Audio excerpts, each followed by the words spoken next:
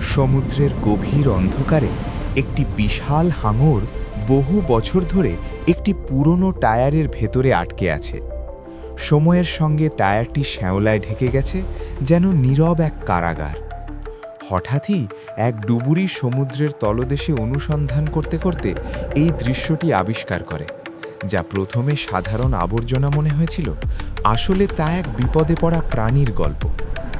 বহু বছরের জমে থাকা শ্যাওলা ও সামুদ্রিক আবরণ টায়ারটিকে আরও শক্ত করে আটকে রেখেছে।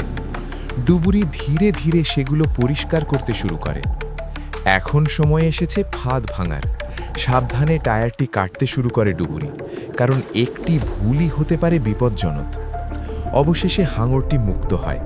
বহু বছর পর সে আবার মুক্ত সমুদ্রে সাঁতার কাটতে থাকে, আর ডুবুরি নীরবে সেই মুহূর্তটি দেখছে।